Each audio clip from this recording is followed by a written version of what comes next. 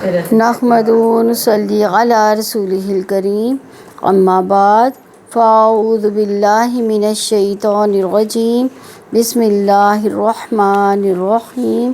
رب اشرح لی صدری ویسر لی امری واحلل عقدۃ من لسانی یفقہوا قولی، رب یسر ولا تعسر وتمم بالخیر۔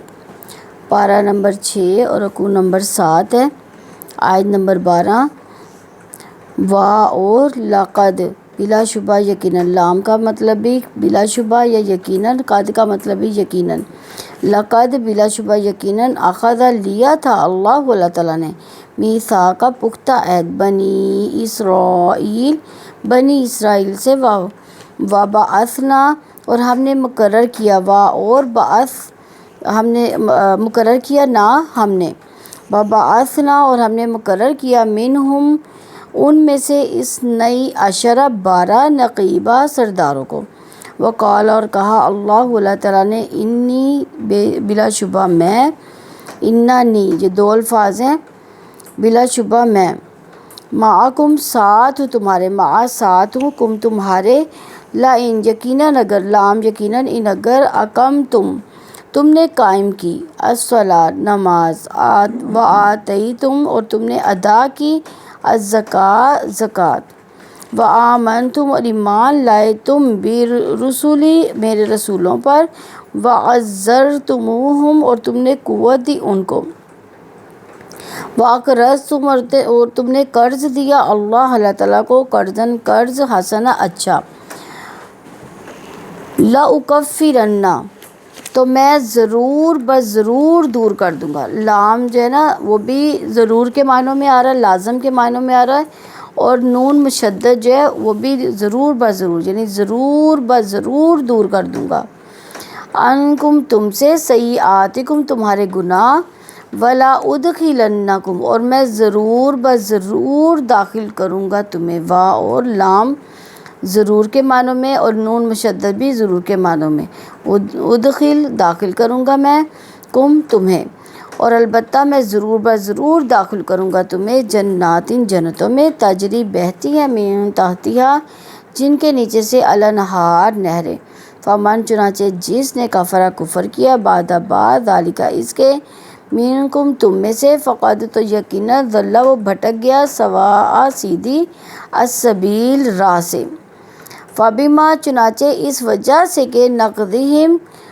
ان کے توڑنے کے، میثاقہم اپنا معاہدہ، لعناہم لعنت کی ہم نے ان پر، وجعلنا اور کر دیا ہم نے، قلوبہم ان کے دلوں کو، قاسیۃ سخت، یحرفون وہ بدل دیتے ہیں، الکلمہ کلام کو، عن مواضعہ اس کی جگہ سے، ونسوا اور وہ بھلا بیٹھتے ہیں، حظاً ایک حصے کو، مما اس میں سے، جو ذکروا جو نصیحت کی گئی تھی انہیں، بھی ساتھ اس کے، ولا تزالوا اور آپ ہمیشہ رہیں گے، تطلعوا آپ آگاہ ہوتے رہیں گے، علی اوپر، خائنۃ کسی خیانت کے، منہم ان کی طرف سے، من سے، ہم ان کی طرف سے، الا سوائے، قلیلا تھوڑے لوگوں کے، منہم ان میں سے، فاعفوا چنانچہ آپ معاف کر دیں، عنہم انہیں یا ان کو، واصفح اور آپ درگزر کر دیں، انا یقیناً اللہ تعالیٰ، یحب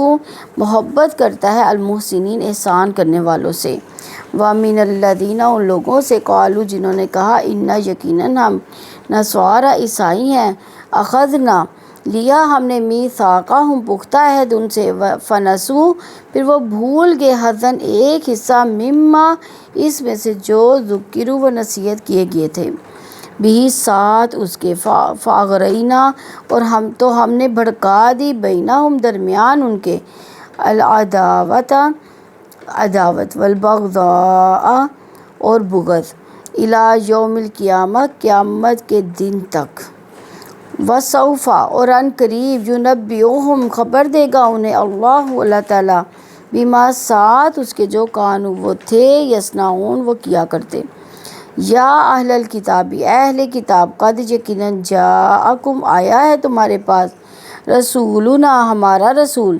یبین وہ کھول کر بیان کرتا ہے لکم تمہارے لیے کثیرن بہت سی چیزیں مما اس میں سے جو کنتم تھے تم تخفونا تم چھپاتے تھے من الکتابی کتاب میں سے ویعفو اور وہ درگزر کر جاتا ہے عن کثیر بہت سی باتوں سے قد یقیناً جاءکم آئی ہے تمہارے پاس من اللہ اللہ تعالیٰ کی طرف سے نور ایک روشنی و کتابن اور ایک کتاب مبین واضح یہدی ہدایت دیتا ہے بھی اس کے ذریعے اللہ تعالیٰ من اس کو جو اتبع پیروی کرے اتبع پیچھے چلے رضوانہ ہو اس کی رضا کے سبولا راستوں کی السلامی سلامتی کے یخرجوہم وہ نکال کر لاتا ہے ان کو اور یا وہ خرجو نکالتا ہے ہم انہیں اور وہ نکالتا ہے یا نکال کر لاتا ہے ان کو من الظلمات اندھیروں سے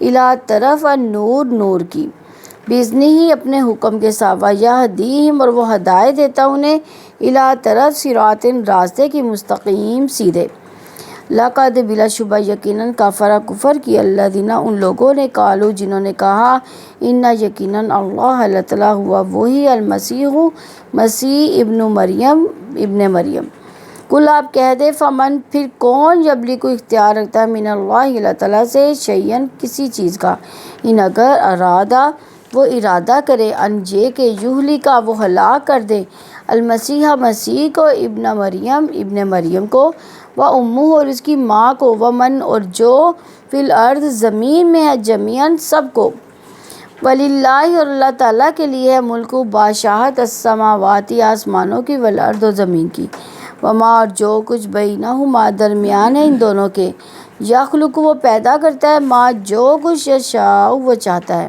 واللہ اور اللہ تعالیٰ علی کل شیء ہر چیز پر قدیر پوری طرح قدرت رکھنے والا ہے وقالتی اور کہا الیہود یہودیوں نے والنصارى اور عیسائیوں نے نحن ہم ابناء بیٹے ہیں اللہ تعالیٰ کے واحباؤہ اور محبوب ہیں اس کے کل آپ کہہ دے فلما پھر کیوں یعذبکم وہ سزا دیتا ہے تمہیں بذنوبکم بوجہ تمہارے گناہوں کے بلکہ انتم تم بھی بشر انسان و ممن ان میں سے جو خلق اس نے پیدا کیے یغفر وہ بخش دیتا ہے لمن جس کے لیے یشاء وہ چاہتا ہے ویعذب اور وہ عذاب دیتا ہے من جس کو یشاء وہ چاہتا ہے وللہ اور اللہ تعالیٰ کے لیے ہے ملک بادشاہت السماواتی آسمانوں کی والارض و زمین کی وما اور جو کچھ بینہما ان دونوں کے درمیان ہے وإلیہ اور اس کی طرف المصیر لوٹ کر جانا ہے یا اہل الکتاب اہل کتاب قد یقیناً جاءکم آ گیا تمہارے پاس رسولنا رسول ہمارا یبین وہ کھول کر بیان کرتا ہے لکم تمہارے لیے علی فترۃ ایک وقفے کے بعد میرا رسولی رسولوں میں سے ان یہ کہ نہ تقولو تم کہو ما نہیں جاءنا آیا تھا ہمارے پاس من بشیر کوئی خوشخبری دینے والا ولا اور نہ کوئی ڈرانے والا فقط تو یقیناً جاءکم آ گیا تمہارے پاس بشیر خوشخبری دینے والا و نذیر اور ڈرانے والا واللہ اللہ تعالیٰ علی کل شیء ہر چیز پر قدیر پوری قدرت رکھنے والا ہے اخذ کا اخذ ہی ہے وبعثنا ہاں با انصار نقیبہ ہاں نقب سے وَأَقَمْتُمْ کاف واو میم قیام بھی اسی سے ہے قوم بھی اسی سے ہے وَآتَيْتُمْ ہاں جی وَأَزَّرْتُمُوهُمْ عَنْزَازَ قوت وَأَقْرَضْتُمْ کاف را وا اور قرضن کا بھی یہی ہے لَأُكَفِّرَنَّ کافارا یعنی دور کر دینا وَلَأُدْخِلَنَّكُمْ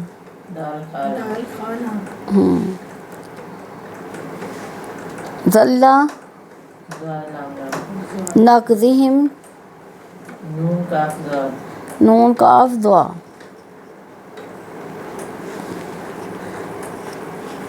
یعنی زیر کر دینا ان کے توڑنے کے لیے، نقضی توڑنا. قاسیتن کاف سین جا کاف سین واو کسو. اموادیہ واو ضاد عین واو دعا عین وزا ونسو نون سین جا نون سین یا نسی. حزن ہا ضاد ہا دعا ذکرو زا کاف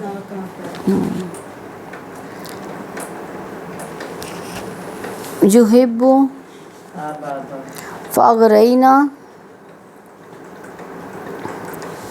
غین راجا غین غین راجا.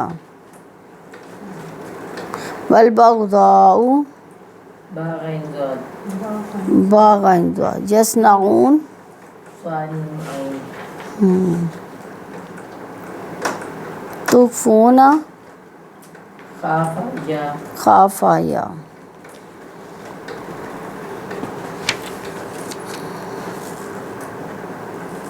یخلقو فالم کاف قدیر کبیر قدیر قدیر کاف دار را کاف دارا. واہباؤہ ہا بابا ہا بابا. بشیرن با شین را اس سے پہلے دیکھیں علی فترتن فاتارا فاتارا. نذیر نون زارا ٹھیک ہے. رکوع نمبر 7 کی تفسیر دیکھتے ہیں. آیت نمبر 12 ہے وَلَقَدْ أَخَذَ اللَّهُ مِيثَاقَ بَنِي إِسْرَائِيلَ وَبَعَثْنَا مِنْهُمُ اثْنَيْ عَشَرَ نَقِيبًا وَقَالَ اللَّهُ إِنِّي مَعَكُمْ لَئِنْ أَقَمْتُمُ الصَّلَاةَ وَآتَيْتُمُ الزَّكَاةَ وَآمَنْتُمْ برسلی وعزرتموہم وأقرضتم اللہ قرضا حسنا لأکفرن عنکم سیئاتکم ولأدخلنکم جنات تجری من تحتها الانہار فمن کفر بعد ذلک منکم فقد ضل سواء السبیل. اور بلا شبہ یقیناً اللہ تعالیٰ نے بنی اسرائیل سے پختہ عہد لیا تھا اور ہم نے ان میں سے 12 کو سردار مقرر کیا. اللہ تعالیٰ نے کہا کہ میں بلا شبہ تمہارے ساتھ ہوں اگر تم نے نماز قائم کی، زکوٰۃ عطا کی، میرے رسولوں میں ایمان لائے اور ان کو قوت دی اور اللہ تعالیٰ کو قرض حسنہ دیا تو میں ضرور بضرور تمہارے گناہ تم سے دور کر دوں گا اور تمہیں ضرور بضرور جنتوں میں داخل کر دوں گا جن کے نیچے سے نہریں بہتی ہوں گی. چنانچہ اس کے بعد بھی تم میں سے جس نے کفر کیا تو یقیناً وہ سیدھی راہ سے بھٹک گیا. تو یہاں پہ وَلَقَدْ أَخَذَ اللَّهُ مِيثَاقَ بَنِي إِسْرَائِيلَ یعنی اللہ تعالیٰ نے بنی اسرائیل سے پختہ عہد لیا تھا. کیا عہد تھا ان سے؟ کیا عہد تھا بنی اسرائیل سے؟ کہ اللہ تعالیٰ کی عبادت بھی اخلاص رکھیں گے، ان کی اطاعت کو لازم پکڑیں گے. اسرائیلیوں سے بیعت کے ذریعے یہ عہد لیا گیا تھا کہ وہ اللہ تعالیٰ اس کے رسول اور کتاب مقدس کی باتیں سنیں گے، انہیں مانیں گے، ان کی ہدایت پر عمل کریں گے. فَبَعَثْنَا مِنْهُمُ اثْنَيْ عَشَرَ نَقِيبًا تو ہم نے ان میں سے 12 کو سردار مقرر کر دیا. یعنی اللہ تعالیٰ نے بنی اسرائیل کے 12 قبیلوں پر 12 سردار مقرر کیے بنی اسرائیل کے معاملات کی تاکہ دیکھ بھال ہو سکے. جن باتوں کا بنی اسرائیل کا حکم دیا جاتا تھا ان پر عمل کرنے کے لیے ترغیب دلاتے رہیں وہ سردار. تو بنی اسرائیل کے 12 سرداروں کا انتخاب کیسے اور کس دور میں عمل میں آیا تھا؟ سیدنا ابن عباس رضی اللہ عنہ فرماتے ہیں کہ یہ اس وقت کا واقعہ ہے جب موسیٰ علیہ السلام جباردہ سے جنگ کی مہم پر تھے. اللہ تعالیٰ نے آپ کو حکم فرمایا تھا کہ قبیلے کے ایک نمائندہ چن لے. چنانچہ انہوں نے بنی اسرائیل کے 12 قبیلوں میں سے ایک نمائندہ چن لیا تھا. تو اللہ تعالیٰ نے بنی اسرائیل سے جو عہد لیا تھا، ان کی شرائط جو تھی ان میں سے ایک تھا کہ اقامت صلاۃ تھی، دوسری ادائیگی کے یعنی زکوٰۃ کی ادائیگی تھی، تیسرا آئندہ آنے والے رسولوں پر ایمان تھا، چوتھا آئندہ آنے والے رسولوں کی تائید بھی کرنی تھی، اور پانچواں اللہ تعالیٰ کی راہ میں یعنی جہاد فی سبیل اللہ اور دیگر دینی اجتماعی مقاصد کے لیے خرچ بھی کرنا تھا۔ وہ اسی لیے اللہ تعالیٰ فرمائے وقال اللہ انی معکم، اور اللہ تعالیٰ نے کہا کہ میں بلا شبہ تمہارے ساتھ ہوں، یعنی میری حفاظت، مدد، میری نگرانی تمہارے ساتھ ہے۔ اللہ تعالیٰ کی مدد ہمیشہ ذمہ داری کے بوجھ کے لحاظ سے ہوتی ہے۔ یہ اللہ تعالیٰ کا وعدہ کہ اگر ان 5 شرائط کو پورا کرو گے تو پھر اللہ تعالیٰ تمہارا حامی بھی ہوگا، ضامن بھی ہوگا، اللہ تعالیٰ تمہارا ساتھی بھی ہوگا، اور کسی مخالفت کی کوئی حقیقت نہ ہوگی، نہ مخالفت کا کوئی اثر ہوگا۔ لَإِنْ أَقَمْتُمُ الصَّلَاةَ، اگر تم نے نماز قائم کی، یعنی ان تمام امور میں سے پہلا عمل کون سا تھا جس کا عہد لیا گیا تھا؟ کہ نماز کو اس کی ظاہری بات نہیں لوازم کے ساتھ قائم کرو، اور پھر ان پر دوام بھی اختیار کرو۔ وَآتَيْتُمُ الزَّكَاةَ، اور زکوٰۃ ادا کرو، یعنی دوسرا کام کیا تھا کہ اگر نماز اور زکوٰۃ کے پابند رہو گے، یعنی یہ دوسرا عہد تھا کہ نماز اور زکوٰۃ کا بھی تمہیں پابند رہنا پڑے گا۔ وَآمَنْتُمْ بِرُسُولِي، اور میرے رسولوں پر ایمان لاؤ۔ تیسرا عمل کہ تمام انبیاء کی رسالت کی تصدیق کرو، ان میں سے سب سے افضل محمد صلی اللہ علیہ وسلم ہے۔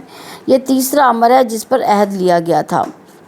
تو انہوں نے سب سے پہلے کس کو جھٹلایا؟ ہاں جی، وَعَزَّرْتُمُوهُمْ، ان کو قوت دی، یعنی اگر تم انبیاء کی تعظیم، ان کی اطاعت، ان کے احترام کرو گے تو تم پر واجب ہے۔ یہ چوتھا عمل ہے جس پر عہد لیا گیا تھا، اور اگلا عہد ہے وَأَقْرَضْتُمُ اللَّهَ قَرْضًا حَسَنًا، کہ اللہ تعالیٰ کو قرض حسنہ دیا، یعنی قرض حسنہ واجب زکوٰۃ سے زیادہ اور عام صدقہ ہے، جو کہ ایمان اور مال صالح کے ساتھ تزکیہ نفس کے لیے، یعنی صدقہ دو گے، بھلائی کرو گے جس کا مصدر صدق اور اخلاص اور کسب حلال پر ہے۔ یہ 5واں عمل ہے جس پر عہد لیا گیا۔ اللہ تعالیٰ جس قوم کا ساتھ دیتا ہے اسے وعدہ کرتا ہے کہ میں تمہاری برائیاں دور کر دوں گا، تمہیں ان جنتوں میں لے جاؤں گا جن کے نیچے چشمے بہتے ہیں۔ تو اللہ تعالیٰ کی حمایت کے انسان پر پھر کیا فائد حاصل ہوتے ہیں؟ اگر یہاں پہ دیکھا جائے تو انسان ہدایت کے راستے پر پھر چلتا ہے، انسان اللہ تعالیٰ کے ساتھ ہی کی وجہ سے کبھی راستہ نہیں بھول سکتا۔ اللہ تعالیٰ جس کا ساتھی ہو وہ اس کے لیے کافی ہو جاتا ہے، جس کے ساتھ اللہ تعالیٰ وہ نہ مراد اور نہ پریشان کبھی ہوگا۔ تو اللہ تعالیٰ کی حمایت کی وجہ سے انسان مطمئن ہو جاتا ہے، اللہ تعالیٰ جس کا ساتھ دے وہ کامیاب ہو جاتا ہے۔ لَأُكَفِّرَنَّ عَنْكُمْ سَيِّئَاتِكُمْ وَلَأُدْخِلَنَّكُمْ جَنَّاتٍ تَجْرِي مِن تَحْتِهَا الْأَنْهَارُ، تو میں ضرور بر ضرور تمہارے گناہ تم سے دور کر دوں گا، تمہیں ضرور بر ضرور جنتوں میں داخل کروں گا جن کے نیچے سے نہریں بہتی ہیں۔ تو اس آیت میں اللہ تعالیٰ نے جنت میں اپنے محبوب اعمال، نعمتوں کے حصول، گناہوں کی تکفیر اور اس پر مرتب ہونے والی سزا کو دور کرنے کے لیے ناپسندیدہ امور کے دور ہٹنے کو یکجا فرمایا۔ یعنی اللہ تعالیٰ نے کیا فرمایا کہ اگر دین کی بنیادی باتوں کا اہتمام کرو گے، چھوٹی موٹی غلطیاں اللہ تعالیٰ تمہاری معاف کر دے گا۔ فَلَا أُدْخِلَنَّكُمْ، اور تمہیں ضرور بر ضرور داخل کروں گا، یعنی تمہیں کہاں داخل کروں گا؟ جنات تجری من تحتها الانہار، یعنی جنتوں میں جن کے نیچے سے نہریں بہتی ہوں گی، ان کے درختوں، ان کے محلات کے نیچے سے۔ تو نہریں یہ عہد کو پورا کرنے کی جزا ہوگی یہ۔ فمن کفر بعد ذلک منکم، چنانچہ اس کے بعد بھی تم میں سے جس نے کفر کیا، یعنی اس میثاق کے بعد کفر کا رویہ اختیار کیا تو وہ سیدھے راستے سے بھٹک گیا۔ فقد ضل سواء السبیل، تو یقیناً وہ سیدھی راہ سے بھٹک گیا۔ جو عہد شکنی کرتا ہے وہ جان بوجھ کر سیدھے راستے کو چھوڑتا ہے تو وہ گمراہی کا مستحق ہو جاتا ہے۔ سواء السبیل تو وہ سے مراد وہ راستہ جو متوازن، معتدل اور افراط و تفریط سے پاک ہو، کیونکہ یہ راہ اس علیم اور حکیم ہستی کی بتائی ہوئی ہے جو تمام حقائق سے باخبر ہے، واقف ہے، اور سب انسان اس کی نظروں میں یکساں ہیں۔ یہ کسی انسان کی بتائی ہوئی راہ نہیں ہے جس پر اس کے اپنے جذبات، وطن اور قوم کی محبت یا دوسرے معاشرتی عوامل اثر انداز ہو جاتے ہیں۔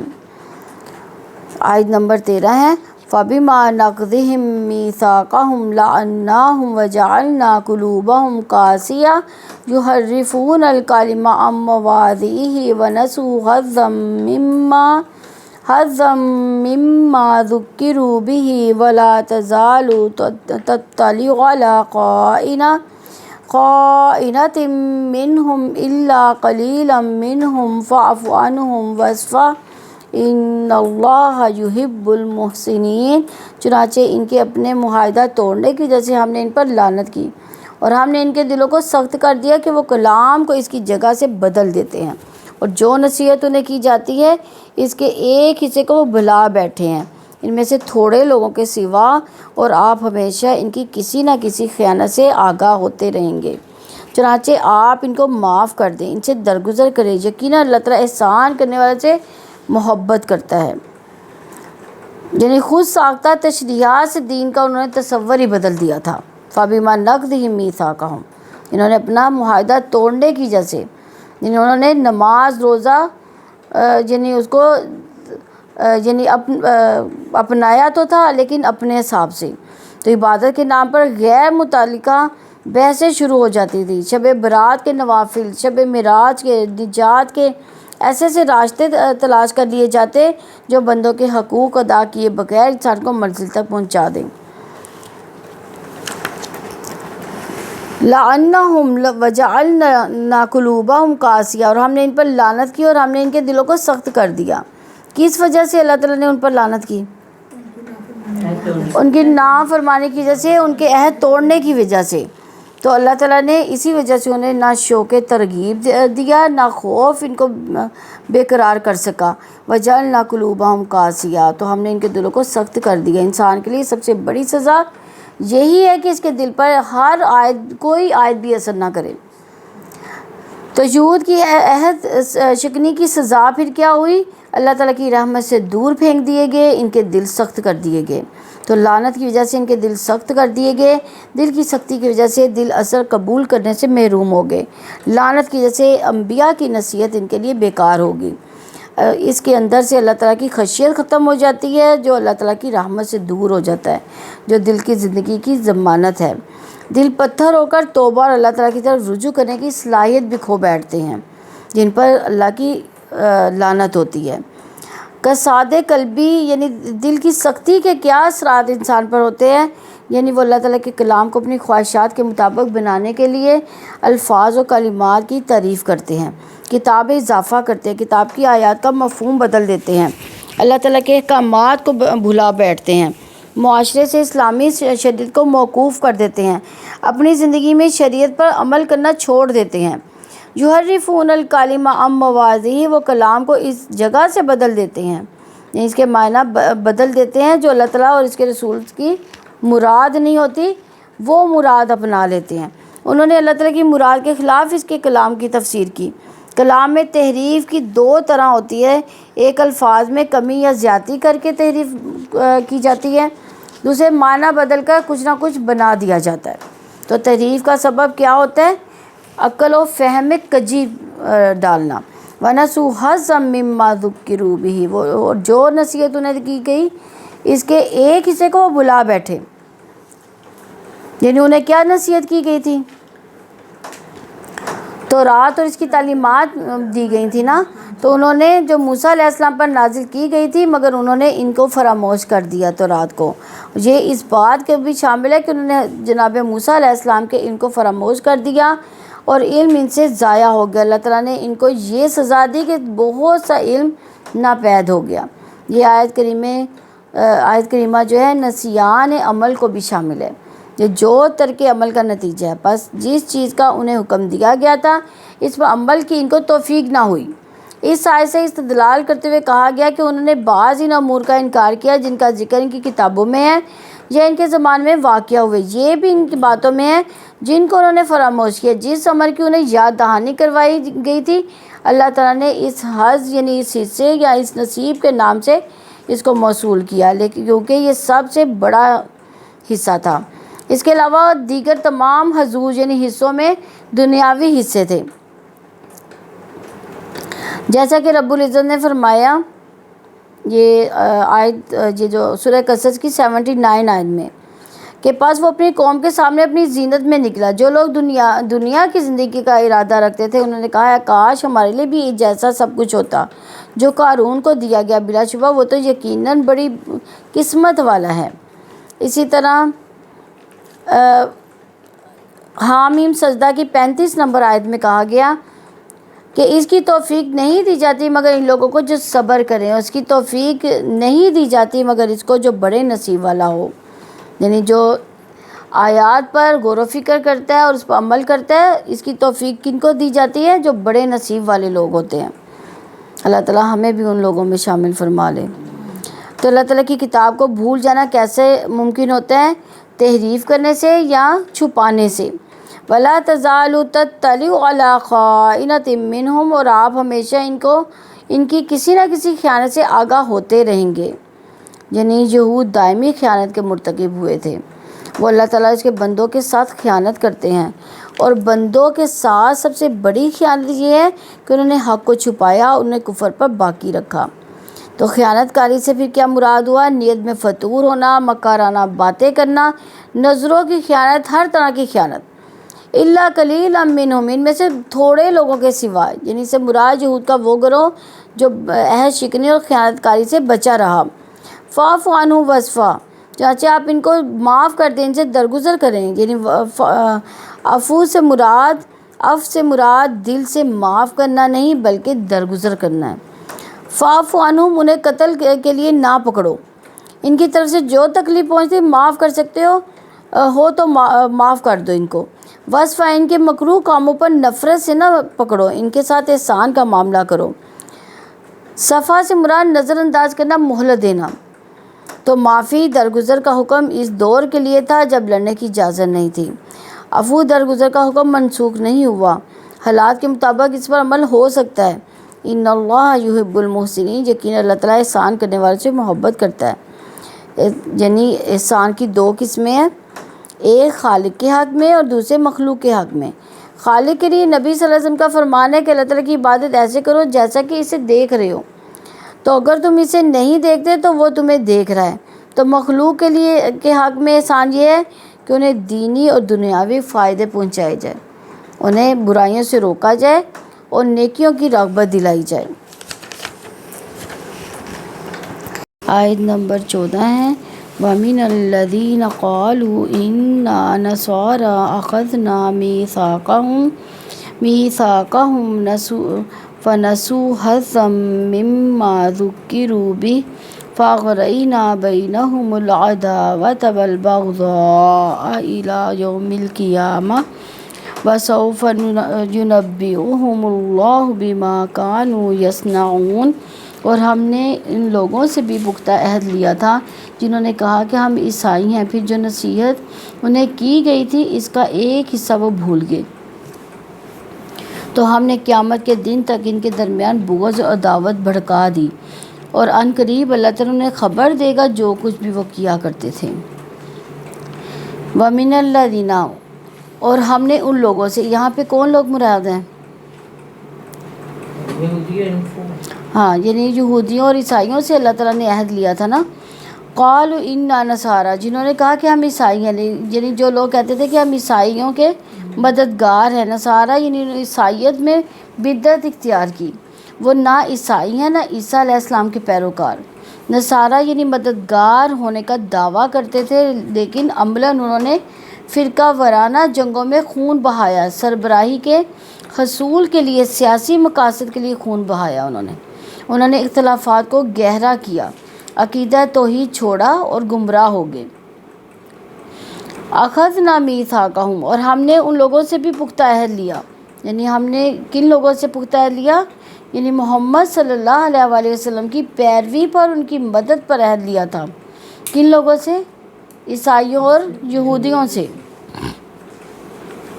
فَنَسُوا حَظًّا مِّمَّا ذُكِّرُوا بِهِ پھر جو نصیحت انہیں کی گئی تھی اس کا ایک حصہ وہ بھول گئے.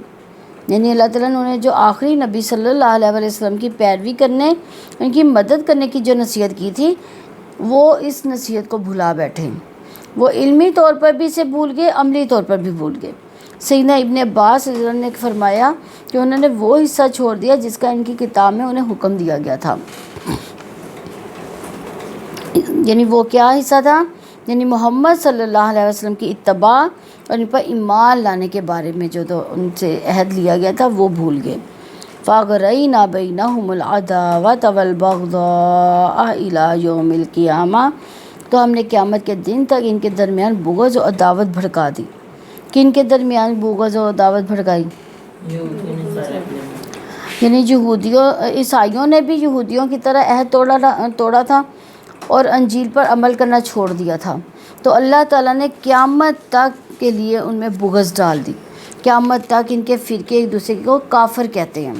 ہر فرقہ ایک دوسرے کو برا کہتا رہے گا اور اپنے عبادت خانے میں داخل نہیں ہونے دے گا.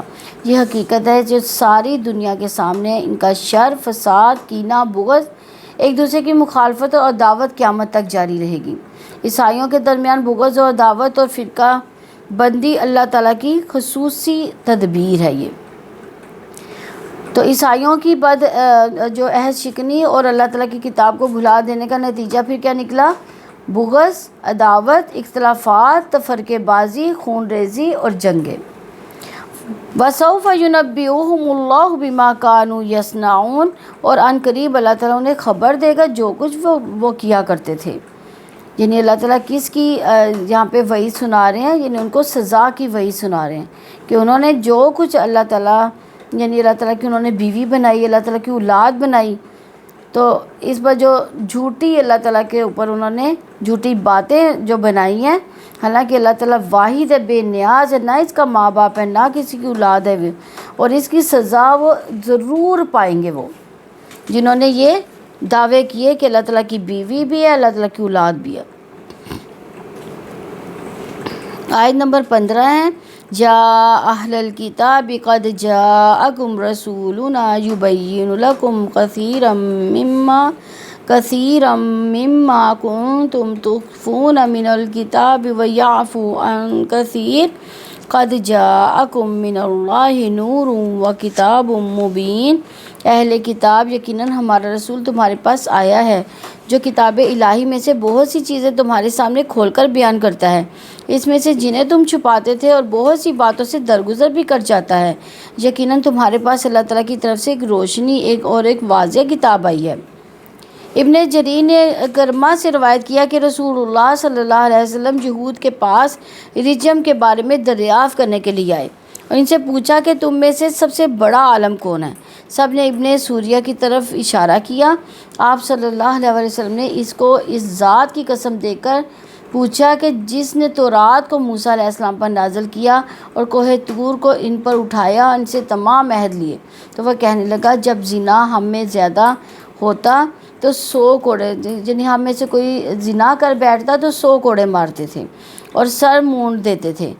چنانچہ آپ نے رجم کا فیصلہ کیا. تب اللہ تعالیٰ نے یہ آیت نازل فرمائی، یعنی اہل کتاب یقیناً ہمارا رسول تمہارے پاس آیا ہے. یا اہل الکتاب قد جاءکم رسولنا، اہل کتاب یقیناً ہمارا رسول تمہارے پاس آیا ہے، یعنی یہود و نصارہ ہمارا رسول یعنی خاتم الانبیاء محمد صلی اللہ علیہ وسلم دین حق لے کر آئے ہیں. یبین لکم کثیرا مما کنتم تخفون من الکتاب، جو کتاب الہی میں سے بہت سی چیزیں تمہارے سامنے کھول کر بیان کرتا ہے، اس میں سے جنہیں تم چھپاتے تھے. یعنی کون کھول کر بیان کرتا ہے؟ نبی صلی اللہ علیہ وسلم ان کے سامنے وہ چیزیں بیان کرتے ہیں جو ان کی کتابوں میں تھا لیکن وہ ان کو چھپاتے تھے. ان حالات میں رسول اللہ صلی اللہ علیہ وسلم ان کے سامنے حقائق کھول کر بیان کر رہے تھے کہ آپ صلی اللہ علیہ وسلم لکھنا پڑھنا نہیں جانتے تھے، اور یہ محمد صلی اللہ علیہ وسلم کی نبوت کی کھلی دلیل ہے. مما کنتم تخفون من الکتاب، یعنی اس کتاب الہی میں سے جنہیں تم چھپاتے تھے. ان کی کتابوں میں یعنی تورات میں، انجیل میں محمد صلی اللہ علیہ وسلم کی صفات بھی تھیں، بشارتیں بھی موجود تھیں جسے وہ چھپاتے تھے. تو آیت رجم اور قصہ اصحاب سبت جن کو بندروں اور سوروں کی شکل دے دی گئی تھی، یہ واقعات جو تھے ان کی کتابوں میں تھے۔ ویعفو عن کثیر، اور بہت سی باتوں سے درگزر بھی کر جاتا ہے، یعنی نبی صلی اللہ علیہ وسلم بہت سی باتوں سے درگزر بھی کرتے ہیں جن کا بیان کرنا حکمت کے خلاف تھا۔ آپ صلی اللہ علیہ وسلم ان باتوں کو بیان نہیں کرتے تھے۔ آپ صلی اللہ علیہ وسلم جو بیان کرتے تھے وہ نبی صلی اللہ علیہ وسلم کی نبوت پر دلیل تھی اور آپ کی صداقت پر گواہی تھی۔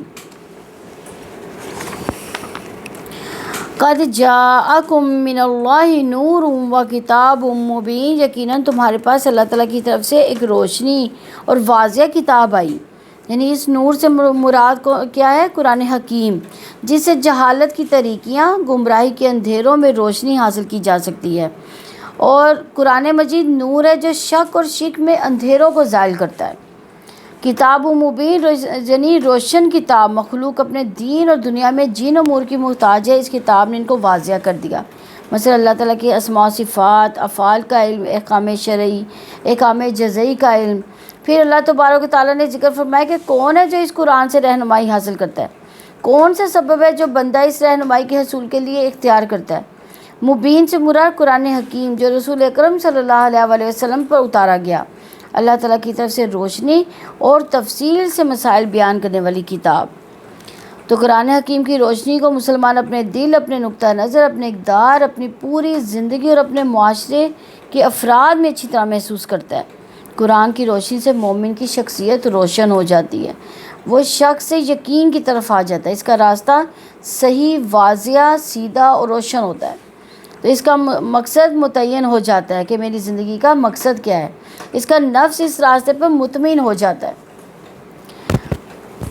آیت نمبر 16 ہے، یہدی بہ اللہ من اتبع رضوانہ سبل السلام ویخرجہم من الظلمات الی النور بإذنہ ویہدیہم الی صراط مستقیم۔ اس کے ذریعے اللہ تعالیٰ اس کو سلامتی کے راستے کی ہدایت دیتا ہے، جو اس کی رضا کے پیچھے چلا اور وہ اپنے حکم سے انہیں اندھیروں سے نکال کر روشنی میں لاتا ہے، انہیں سیدھے راستے کی طرف ہدایت دیتا ہے۔ یعنی قرآن مجید کے ذریعے اللہ تعالیٰ ہدایت دیتا ہے، مانے اتباع رضوانہ، جو اس کی رضا کے پیچھے چلا۔ کس کی رضا کے پیچھے چلا؟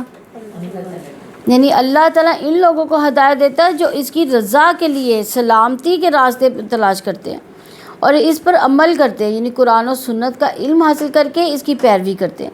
سبل السلام یعنی سلامتی کے راستے، جو عذاب سے بچا کر سلامتی کے گھر تک پہنچا دیتے ہیں۔ سلامتی کے راستے سے مراد سعادت اور کمال کے راستے، اور سبل السلام پوری سلامتی، مادی، روحانی، ہر حیثیت سے مکمل جنت ہی میں جا کر نصیب ہو سکتی ہے۔ اس کے راستے یعنی جنت میں جانے کے طریقے صحیح عقائد، صحیح اعمال ہیں۔ تو سلامتی کے راستے سے مراد حق کا علم، اس پر عمل کرنا، یہ علم اللہ تعالیٰ کی کتاب قرآن مجید، محمد صلی اللہ علیہ وسلم کی سنت کا علم ہے، جس کے ذریعے حدیث نبوی صلی اللہ علیہ وسلم ہے، جس کا جو ذریعہ حدیث نبی صلی اللہ علیہ وسلم ہے۔ اچھا، اسلام ایک فرد کے لیے جو طریقہ زندگی دیتا ہے وہ سلامتی کا راستہ ہے۔ اس میں ضمیر کی، عقل کی، گھر، خاندان، معاشرے، پوری انسانیت کی سلامتی ہے۔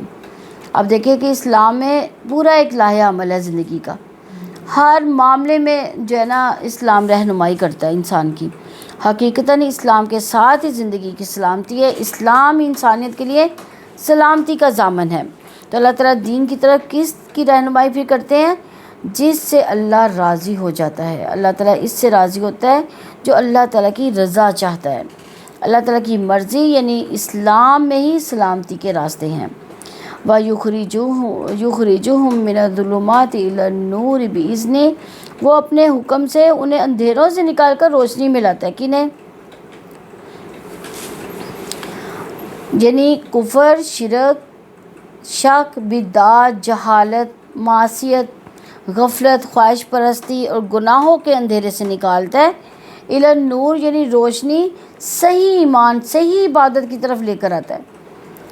اور نور سے مراد ایمان بھی ہے، سنت، اطاعت، علم، ذکر الہی کی روشنی، یہ تمام امور اللہ تعالیٰ کی مشیت سے راہ ہدایت ہے۔ یہ وَيَهْدِيهِمْ إِلَىٰ صِرَاطٍ مُسْتَقِيمٍ، انہیں سیدھے راستے کی طرف ہدایت دیتا ہے۔ اللہ تعالیٰ ایسے راستے کی طرف ہی رہنمائی کرتا ہے جو دین کے صحیح مقاصد تک پہنچا دیتا ہے، دنیا اور آخرت کی بھلائیوں تک پہنچاتا ہے۔ اس کے ساتھ وہ گمراہ نہیں ہوتے اور نہ کبھی بدبخت ہوتے ہیں۔ وہ دین حق اسلام ہے جس کے بغیر کوئی دین قبول نہیں کیا جائے گا۔ جسے اس دین کی ہدایت نہیں ملتی، اس کے لیے اسے چھوڑنے پر کوئی سعادت و کمال نہیں۔ سیدنا جابر رضی اللہ عنہ سے روایت ہے کہ رسول اللہ صلی اللہ علیہ وسلم نے فرمایا، میری اور تمہاری مثال اس آدمی کی طرح ہے جس نے آگ جلائی اور تو پتنگے اور پروانے اس میں گرنے لگے اور وہ اس کو اس آگ سے دور ہٹاتا رہا۔ میں بھی تمہیں تمہاری کمروں سے پکڑ پکڑ کر تمہیں جہنم کی آگ سے بچا رہا ہوں، لیکن تم میرے ہاتھوں سے چھوٹے جاتے ہو، یعنی نار جہنم میں گرتے چلے جاتے ہو۔ تو اللہ تعالیٰ کی رضا کے لیے کام کرنے کے ساتھ اللہ تعالیٰ کا کیا معاملہ کرتے ہیں، یعنی اللہ تعالیٰ کی رضا کے لیے کام کرنے والوں کو سیدھا راستہ دکھاتا ہے۔ اللہ تعالیٰ انہیں اندھیروں سے نکال کر روشنی کی طرف لے آتا ہے۔ اللہ تعالیٰ انہیں سلامتی کے راستے دکھاتا ہے۔ تو اہل کتاب نے اپنے دین میں کس قسم کی غلطیاں کی تھیں؟ 2 قسم کی غلطیاں انہوں نے کی تھی۔ اہل کتاب نے کچھ تعلیمات کو تعویل و تحریف سے دین سے خارج کر دیا۔ مثلا کتاب میں تبدیلی کر کے انہوں نے یہ گھڑ لیا کہ اب انہیں نجات کے لیے کسی اور پیغمبر کے ماننے کی ضرورت نہیں ہے، اور دین کے نام پر اپنے اوپر ایسی پابندیاں لگائی جو اللہ تعالیٰ نے ان پر نہیں ڈالی تھی۔ مثلا قربانی کی ادائیگی کے جزوی مسائل جو انبیاء نے نہیں بتائے تھے، ان کے علماء نے خود سے گھڑ لیے تھے۔ یہ دونوں باتیں جو انہوں نے 2 غلطیاں تھیں ان کی۔ تو مسلمان اپنے دین میں کون سی بنیادی غلطیاں کرتا ہے؟ اگر آج ہم دیکھیں مسلمان تو کون سی ایسی غلطیاں جو ہم اپنے دین میں کرتے ہیں، یعنی آخرت کے نجات کے لیے قرآن و سنت سے رہنمائی لینا اپنی نجات کے لیے ضروری خیال نہیں کرتا، یعنی قرآن و سنت کو پڑھنا ہم ضروری خیال نہیں کرتے، حالانکہ اس میں کیا ہے؟ زندگی کا پورا لاہے عمل ہے۔ یہی وجہ کہ عوام الناس قرآن و سنت کا علم حاصل نہیں کرتے اور دین کے نام پر خود ساختہ پابندیاں، مثلا جمعرات کے کھانے، مرگ کے موقع پر صوم، چہلم کے کھانے، جمعراتیں، ساس سسر کی وفات پر سسرال والوں کے سوٹ، بیٹی کے لیے خصوصی رقم لے جانا، کنڈے کرنا، شب برات کے حلوے بانٹنا، عید میلاد النبی وغیرہ، یہ سارے جو کام ہے یہ کیا ہے؟ یہ دین کا حصہ تو نہیں ہے نا۔ آیت نمبر 17 ہے، لَقَدْ كَفَرَ الَّذِينَ قَالُوا إِنَّ اللَّهَ هُوَ الْمَسِيحُ ابْنُ مَرْيَمَ قُلْ فَمَن يَمْلِكُ مِنَ اللَّهِ شَيْئًا إِنْ أَرَادَ أَن يُهْلِكَ الْمَسِيحَ ابْنَ مَرْيَمَ وَأُمَّهُ وَمَن فِي الْأَرْضِ جَمِيعًا وَلِلَّهِ مُلْكُ السَّمَاوَاتِ وَالْأَرْضِ وَمَا بَيْنَهُمَا يَخْلُقُ مَا يَشَاءُ وَاللَّهُ عَلَىٰ كُلِّ شَيْءٍ قَدِيرٌ۔ بلا شبہ یقیناً لوگوں نے کفر کیا جنہوں نے کہا کہ یقیناً مسیح ابن مریم ہی اللہ تعالیٰ ہے۔ آپ کہہ دو پھر کون اللہ تعالیٰ سے کسی چیز کا اختیار رکھتا ہے؟ اگر وہ مسیح ابن مریم کو، اس کی ماں کو اور جو بھی زمین میں ہیں سب کو ہلاک کر دے، آسمان و زمین اور اس کے درمیان کی بادشاہت اللہ تعالیٰ ہی کے لیے ہے، اور وہ جو کچھ چاہتا ہے پیدا کرتا ہے۔ اللہ تعالیٰ ہر چیز پر پوری طرح قدرت رکھنے والا ہے۔ یعنی اللہ تعالیٰ نے عیسائیوں کے کفر کی خبر دی ہے کہ انہوں نے اللہ تعالیٰ کے نبی مسیح ابن مریم کو الہ بنا لیا، حالانکہ وہ اللہ تعالیٰ کے بندے، اس کی مخلوق ہے۔ اللہ تعالیٰ ان کے شرک سے پاک ہے، اور اس کائنات کا ہر ذرہ اللہ تعالیٰ کی تخلیق ہے، وہی ہر چیز کا مالک ہے، وہی قادر ہے، وہی تصرف رکھتا ہے اور ہر چیز پر وہی غالب ہے۔ تو عیسائیوں سے پہلے یہ بات کسی نے نہیں کہی تھی۔ نصارہ کو الوہیت مسیح علیہ السلام کا شبہ کیوں ہوا تھا؟ نصارہ کے شبے کا سبب یہ تھا کہ مسیح علیہ السلام بغیر والد کے پیدا ہوئے ہیں، حالانکہ سیدہ حوا علیہ السلام کو بغیر ماں کے اور سیدنا آدم علیہ السلام کو بغیر ماں باپ کے پیدا کیا گیا تھا۔ اس لحاظ سے تو وہ الوہیت کے سب سے زیادہ مستحق ہے۔ کون؟ ہاں، یعنی نہ تو ان کا باپ تھا نہ ہی ان کی ماں تھی۔ کیا انہوں نے سیدنا آدم علیہ السلام، سیدنا حوا علیہ السلام کی الوہیت کا بھی دعویٰ کیا؟ یہ دلیل ہے کہ الوہیت مسیح کا دعویٰ بے دلیل ہے اور محض خواہش نفس کی طرف جاتا ہے۔ یہ تو عیسائیوں نے سیدنا عیسیٰ علیہ السلام، سیدنا مریم علیہ السلام کو خدا کیسے بنا لیا؟ عیسائیوں کے اندر اچانک الوہیت مسیح کا عقیدہ پیدا نہیں ہوا، آہستہ آہستہ عیسائیوں کی مذہبی مجالس نے ان کو دین میں داخل کیا۔ سیدنا عیسیٰ علیہ السلام کے اٹھائے جانے کے بعد بھی کچھ عرصہ ان کے شاگردوں اور پیروکاروں میں عقیدہ توحید رائج رہا۔ سیدنا عیسیٰ علیہ السلام کے حالات کے بارے میں جوانا جیل لکھی گئیں۔ ان میں سے ایک اہم انجیل برناباس ہے جو یہ بتاتی ہے کہ سیدنا عیسیٰ علیہ السلام اللہ تعالیٰ کے رسول ہیں۔ اس کے بعد ان کے درمیان اختلافات پیدا ہو گئے اور وہ بن باپ کے پیدا ہوئے ہیں، اس لیے وہ اللہ تعالیٰ کے بیٹے ہیں، اور یہ کہ وہ اللہ تعالیٰ کے بیٹے تھے مگر مخلوق نہ تھے۔ ان اختلافات کو ختم کرنے کے لیے 325 عیسوی میں نقیہ کے مقام پر ایک کانفرنس منعقد ہوئی جس میں 48,000 مذہبی لیڈر شامل ہوئے۔ اس مجلس میں سیدنا عیسیٰ علیہ السلام کی الوہیت کو تسلیم کر لیا گیا۔ یعنی دیکھیں 325 عیسوی میں 300 سال کے بعد 325 سال کے بعد جو ہے یہ بات آئی کہ ان کو الہ مان لیا گیا، حضرت عیسیٰ علیہ السلام کو۔ اس کے بعد روح القدس کے بارے میں اختلافات شروع ہوئے کہ وہ بھی الہ تھے۔ روح القدس کون تھے؟ جبریل علیہ السلام کو بھی الہ مان لیا گیا۔ قسطینیہ کی پہلی مجلس 381 عیسوی میں منعقد ہوئی تاکہ اختلافات کو ختم کر دے۔ اس مجلس میں اسکندریہ اسقف کے مقابلہ پر تھا اور یہ ثابت کیا کہ روح القدس الہ کے سوا کچھ نہیں۔ اس مجلس میں باپ، بیٹے اور روح القدس کی تثلیث قائم ہوگی۔ اس کے بعد ان کے درمیان یہ اختلافات ہوئے۔ پھر افسوس شہر میں 413 عیسوی میں ایک مجلس منعقد ہوئی جس میں سیدنا مریم علیہ السلام کو الہ کی والدہ کا درجہ دیا گیا۔ موجودہ مسیحیت کا بانی پال ہے۔ اس غلط عقیدے کی وجہ سے فسادات ہوئے، عداوتیں ہوئی اور فرقے وجود میں آئے جو ابھی تک موجود ہیں۔ یعنی ان میں بھی اسی وجہ سے فرقے بنے، کوئی کہتا ہے الہ ہے، کوئی کہتا نہیں ہے، کوئی کہتا ہے روح القدس الہ ہے اور کوئی کہتا نہیں ہے۔ تو اہل کتاب و قرآن حکیم صحیح عقیدے کی تلقین کیسے کرتا ہے؟ وہ لوگ کافر ہیں جو کہتے ہیں کہ اللہ مسیح ابن مریم ہے، وہ بھی کافر ہیں جو کہتے ہیں کہ اللہ تینوں کا ایک ہے، اللہ تعالیٰ کی قوت ہے، وہ مسیح ابن مریم اس کی ماں کو ہلاک کر دینا چاہے تو کس کی مجال ہے کہ اسے اس کے ارادے سے باز رکھ دے۔ اللہ تعالیٰ کی مشیت بے قید ہے، کوئی اس حکم کو رد نہیں کر سکتا۔ اللہ تعالیٰ ہر چیز کا خالق ہے، اللہ تعالیٰ ہر چیز کا مالک ہے۔ الوہیت اور حاکمیت صرف کس کی ہے؟ اللہ تعالیٰ کی۔ قُلْ فَمَن يَمْلِكُ مِنَ اللَّهِ شَيْئًا إِنْ أَرَادَ أَن يُهْلِكَ الْمَسِيحَ ابْنَ مَرْيَمَ وَأُمَّهُ وَمَن فِي الْأَرْضِ جَمِيعًا، آپ کہہ دو پھر کون اللہ تعالیٰ سے کسی چیز کا اختیار رکھتا ہے اگر مسیح ابن مریم کو، اس کی ماں کو اور جو بھی زمین میں ہیں سب کو ہلاک کر دے۔ یعنی اللہ تعالیٰ نے عیسیٰ ابن مریم علیہ السلام ان کی والدہ کی الوہیت کو باطل قرار دینے کے لیے یہ دلیل دی ہے کہ اگر اللہ تعالیٰ مسیح ابن مریم اور اس کی والدہ کو ہلاک کرنا چاہے تو وہ اپنے آپ کو ہلاکت سے بچانے اور چھڑانے کے لیے کچھ نہیں کر سکتے۔ انہوں نے کہا نا یہ الہ ہے، تو اللہ تعالیٰ نے کہا ہے کہ اگر یہ الہ ہے تو پھر یہ اگر میں ان کو ہلاک کرنا چاہوں تو یہ بچا نہیں سکیں گے۔ وَلِلَّهِ مُلْكُ السَّمَاوَاتِ وَالْأَرْضِ وَمَا بَيْنَهُمَا، یعنی زمین و آسمان ان کے درمیان کی بادشاہت کس کی ہے؟ اللہ تعالیٰ کی۔ یہ سب سے بڑی دلیل ہے، یعنی زمین و آسمان سب سے بڑی دلیل ہے کہ اس کا بادشاہ صرف اللہ تعالیٰ ہے، وہ جیسے چاہتا ہے اس میں تصرف کرتا ہے۔ کیا مملوک اور مالک دونوں برابر ہو سکتے ہیں؟ کیا محتاج بندہ الہ ہو سکتا ہے؟ یہ الوہیت مسیح کے باطل ہونے کی دوسری دلیل ہے۔ تو اللہ تعالیٰ نے اس آیت میں اپنی مکمل ملکیت کا شعور کیوں دلایا؟ یعنی اس لیے دلایا کہ عیسیٰ علیہ السلام کی الوہیت کے باطل عقیدے کو رد کیا جا سکے۔ کیا تمام عیسائی عیسیٰ علیہ السلام کی الوہیت کے قائل ہیں؟ یعنی تمام عیسائی جو ہیں وہ حضرت عیسیٰ علیہ السلام کو الہ مانتے ہیں؟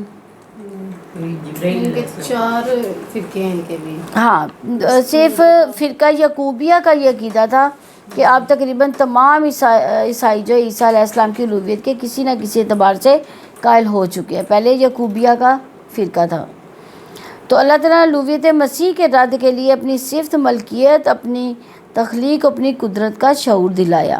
یخلق ما یشاء واللہ علی کل شیء قدیر، وہ جو کچھ چاہتا ہے پیدا کرتا ہے۔ اللہ تعالیٰ ہر چیز پر پوری طرح قدرت رکھنے والا ہے، یعنی اللہ تعالیٰ خالق ہے، جو چاہے پیدا کر سکتا ہے، چاہے تو ماں باپ کے ذریعے، چاہے تو بن ماں کے یا بن باپ کے، کیا خالق اور مخلوق دونوں الوہیت میں برابر ہو سکتے ہیں؟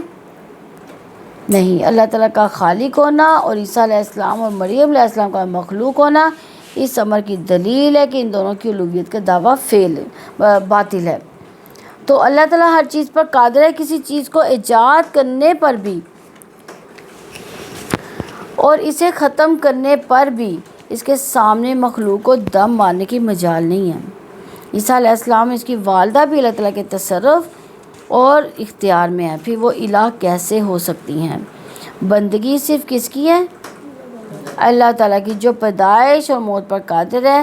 جو پیدائش اور موت پر قادر نہیں، وہ بندگی کروانے کا حق نہیں رکھتا۔ آیت نمبر 18 ہے، وقالت الیہود والنصارى نحن ابناء اللہ وحباؤ قل فلم یعذبکم بذنوبکم بل انتم بشر ممن خلق یغفر لمن یشاء ویعذب من یشاء وللہ ملک السماوات والارض وما بینہما والیہ المصیر۔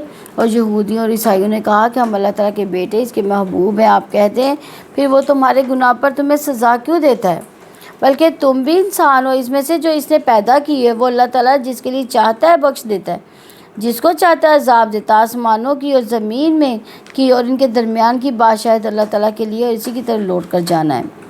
ابن اسحاق نے ابن عباس سے روایت کی ہے کہ رسول اللہ صلی اللہ علیہ وسلم کی خدمت میں نعمان بن قصہ، بحر بن عمر اور شاش بن ادائے سب نے آپ سے گفتگو کی۔ آپ نے ان سے گفتگو کی اور ان کو اللہ تعالیٰ کی طرف بلایا اور اس کے عذاب سے ڈرایا، تو وہ کہنے لگے ہم نہیں ڈرتے، اور نصارہ کی طرح کرنے لگے کہ اے محمد صلی اللہ علیہ وسلم، خدا کی قسم ہم اللہ تعالیٰ کے بیٹے اور اس کے محبوب ہیں۔ تب اللہ تعالیٰ نے یہ آیت نازل فرمائی، یعنی یہود و نصارہ دعوے کرتے ہیں، تو اللہ تعالیٰ نے کیا فرمایا؟ قالت الیہود والنصارى نحن ابناء اللہ واحباؤ۔ یہودی اور عیسائیوں نے کہا کہ ہم اللہ تعالیٰ کے بیٹے، اس کے محبوب ہیں، یعنی بیٹے سے مراد محبوب ہے، اور وہ اس سے حقیقی بیٹا جو تھا وہ مراد لیتے تھے۔ تو یہودی اللہ تعالیٰ کے انعامات اور نصرت کی وجہ سے سمجھتے تھے کہ ہم اس کے اللہ تعالیٰ کے محبوب ہیں۔ اللہ تعالیٰ اسی کو محبوب بناتا ہے جو اس کی مرضی پوری کرتا ہے۔ تو بنی اسرائیل اللہ تعالیٰ کی خاص نعمتوں کی وجہ سے اپنے آپ کو اللہ تعالیٰ کی محبوب سمجھتے تھے۔ کون کون سی نعمتیں اللہ تعالیٰ نے ان پر بھیجی تھیں؟ بنی اسرائیل پر کون کون سی نعمتیں تھیں؟ فرعون سے نجات دی تھی، اور من سلوا اتارا گیا تھا، اور ان کے لیے 12 چشمے بھی تھی، بادلوں کا سایہ بھی تھا، یعنی ہر جگہ پہ ان کو انعامات دیے۔ اس لیے بنی اسرائیل سمجھتی تھی کہ ان نعمتوں کی وجہ سے ہی اللہ تعالیٰ کے ہم پیارے ہیں۔ تو اللہ تعالیٰ کی نعمتیں اس قوم پر ہوتی ہیں جو اپنے آپ کو اللہ تعالیٰ کے حوالے کرتی ہے، اس کے اعمال کا بدلہ ان نعمتوں کی صورت میں ملتا ہے۔ یعنی وہ یہ بھی کہتے تھے نا کہ ہمیں صرف 7 دن کے لیے عذاب ہوگا، 7 دن کے لیے، ہاں جی۔ تو اللہ تعالیٰ کا محبوب ہونے کی غلط فہمی کیسے پیدا ہوتی ہے؟ جو نعمتیں عمل کی وجہ سے ملتی ہے، بعد میں آنے والی نسلیں تعلق کی وجہ سے اپنے آپ کو ان کا مستحق سمجھ بیٹھتی ہیں۔ تو اللہ تعالیٰ نے اس غلط فہمی کو کیسے بھی نکالا کہ اگر اللہ تعالیٰ کے محبوب ہو تو وہ تمہارے گناہوں کی سزا کیوں دیتا ہے؟ حقیقت میں تم بھی ویسے ہی انسان ہو جیسے وہ اور انسان اللہ تعالیٰ نے پیدا کیے۔ وہ جسے چاہتا ہے معاف کرتا ہے، جسے چاہتا ہے سزا دیتا ہے۔ مالک اور غلام میں فرق ہے۔ وہ آسمان و زمین کا مالک ہے، تمام لوگ مالک کی طرف رجوع کرتے ہیں۔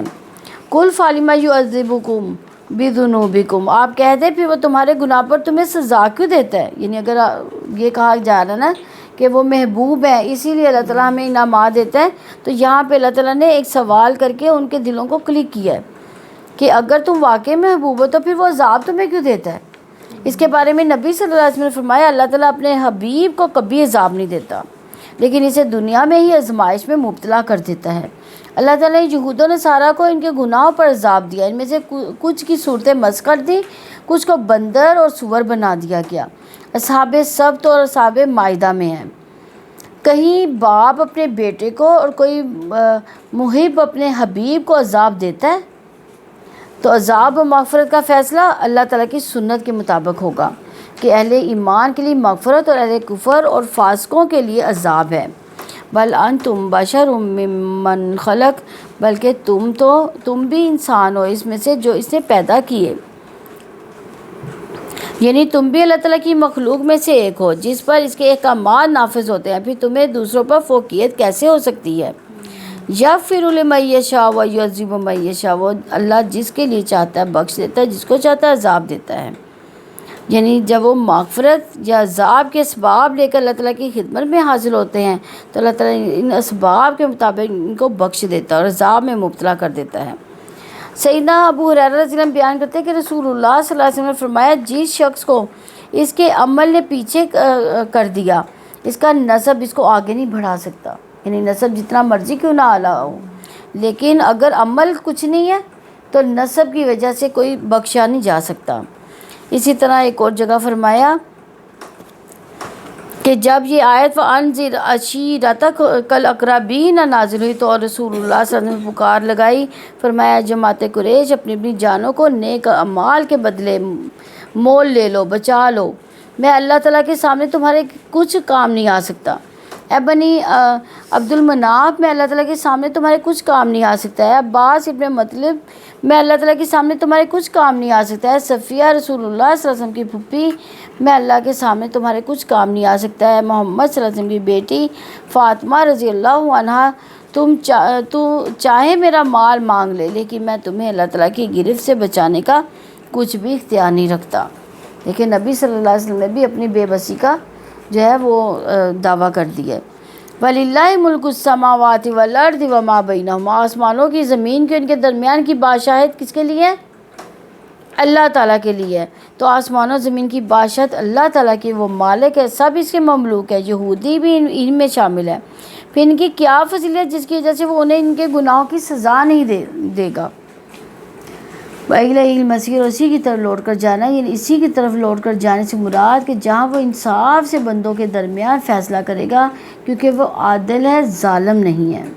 آیت نمبر 19 ہے، یا اہل الکتاب قد جاءکم رسولنا یبین لکم علی فترۃ من الرسل ان تقولوا ما جاءنا من بشیر ونذیر فقد جاءکم بشیر ونذیر واللہ علی کل شیء قدیر۔ اہل کتاب، یقیناً رسولوں کے ایک وقفے کے بعد تمہارے پاس ہمارا رسول آ گیا جو تمہارے لیے کھول کر بیان کرتا ہے کہ تم یہ نہ کہو کہ ہمارے پاس نہ کوئی خوشخبری دینے والا آیا نہ کوئی ڈرانے والا، تو یقیناً تمہارے پاس خوشخبری دینے والا اور ڈرانے والا آ گیا، اور اللہ تعالیٰ ہر چیز پر پوری طرح قدرت رکھنے والا ہے۔ یعنی اللہ تعالیٰ نے یہودیوں اور عیسائی کو اہل کتاب کے نام سے پکارا، یہ ان کے لیے اعزاز ہے۔ تو اللہ تعالیٰ نے انہیں کتاب سے نوازا، اسی وجہ سے انہیں دعوت دی کہ وہ نبی صلی اللہ علیہ وسلم پر ایمان لے۔ اللہ تعالیٰ نے اسے بھیج کر احسان کیا کہ اس لیے اللہ تعالیٰ کا شکر ادا کرو، ایمان لے آؤ۔ فترۃ من الرسل، رسولوں کے ایک وقفے کے بعد۔ فترہ سے مراد وہ زمانہ جو سیدنا عیسیٰ علیہ السلام اور نبی صلی اللہ علیہ وسلم کے درمیان تھا، یعنی تقریباً 570 یا 600 سال کا فاصلہ تھا، یعنی 570 یا 600 سال کے بعد نبی صلی اللہ علیہ وسلم مبعوث ہوئے۔ اللہ تعالیٰ نے طویل عرصے تک رسول مبعوث نہیں کیا جبکہ ان کی شدید ضرورت تھی، اسی بنا پر دعوت دی گئی کہ ایمان لے آؤ۔ تو اللہ تعالیٰ نے رسول کو کیوں بھیجا تھا؟ کیوں بھیجا رسول اللہ صلی اللہ علیہ وسلم کو؟ کیونکہ لوگ دین کو مکمل کر دیے تھے۔ رسول کو یاد دہانی کے لیے بھیجا گیا کہ تاکہ تم پہ حجت نہ پیش کر سکو، تو کوئی حجت پیش نہ کر سکو، یعنی یہود نصارہ جو ہے جو چیزیں چھپاتے تھے ان کو حجت کے طور پر نبی صلی اللہ علیہ وسلم کو ان پر بھیجا گیا کہ ہمیں کوئی بشارت، کوئی ڈراوا نہیں پہنچا۔ وہ یہی لوگ کہیں گے نا قیامت کے دن کہ ہمارے پاس تو کوئی نہیں آیا۔ ان تقولوا ما جاءنا من بشیر ونذیر، کہ تم یہ نہ کہو کہ ہمارے پاس کوئی خوشخبری دینے والا نہ آیا نہ کوئی ڈرانے والا آیا، یعنی اللہ تعالیٰ نے رسول بھیج کر حجت پوری کر دی ہے کہ وہ یہ نہ کہہ سکیں کہ اللہ تعالیٰ نے ہمارے پاس کوئی خوشخبری دینے والا ڈرانے والا نہیں بھیجا۔ فقد جاءکم بشیر ونذیر، تو یقیناً تمہارے پاس خوشخبری دینے والا ڈرانے والا آ گیا، یعنی اللہ تعالیٰ نے نبی کی آمد پر واضح کیا کہ اب بشیر اور نذیر آ گیا جو تمہیں دنیا اور آخرت کے ثواب کی خوشخبری دیتا ہے اور ایسے اعمال سے آگاہ کرتا ہے جن سے ثواب ملے گا۔ ان اعمال کا انجام دینے والوں کی صفات بیان کرتا ہے، دنیا اور آخرت کے عذاب سے ان اعمال سے ڈراتا ہے جو برے اعمال کا باعث بنے، اور ان اعمال کا ارتکاب کرنے والوں کی صفات سے واقف کرواتا ہے۔ واللہ علی کل شیء قدیر، اللہ تعالیٰ ہر چیز پر پوری طرح قدرت رکھنے والا ہے۔ یعنی اللہ تعالیٰ قادر ہونے کی وجہ سے ہر ایک چیز نے سر تسلیم خم کر دیا، کوئی اس کی نافرمانی نہیں کر سکتا۔ اس نے اپنی قدرت سے رسول بھیجے، کتابیں بھیجی جو رسول اللہ صلی اللہ علیہ وسلم کی اطاعت کرتا ہے اللہ تعالیٰ اسے ثواب دیتا ہے، اور جو رسول صلی اللہ علیہ وسلم کی نافرمانی کرتا ہے اس کو کیا دیا جاتا ہے؟ عذاب دیا جاتا ہے۔ تو اس آیت میں اللہ تعالیٰ کے قدیر ہونے کا مطلب ہے کہ ہر چیز پر اللہ تعالیٰ قدرت رکھتا ہے، اس لیے اس نے محمد صلی اللہ علیہ وسلم کو رسول بنا کر بھیجا۔ اب اگر تم میں سے ان کو ہدایت کو قبول نہ کیا تم نے، تو یاد رکھو اللہ تعالیٰ سزا دینے پر قدرت رکھتا ہے۔ اللہ تعالیٰ نے اپنے صفت قدیر ہونے کا شعور دلایا کہ اللہ تعالیٰ نے رسول اللہ صلی اللہ علیہ وسلم کو وحی بھیجنے سے اپنے قدیر ہونے کا شعور دلایا۔ الحمدللہ ہمارا یہ رکوع کمپلیٹ ہوا۔ اللہ تعالیٰ ہمیں اس کو سمجھنے، اس پر عمل کی توفیق عطا فرمائے۔ سبحانک اللہم و بحمدک نشہد ان لا الہ الا انت واستغفرک واتوب الیک۔ السلام علیکم ورحمۃ اللہ وبرکاتہ۔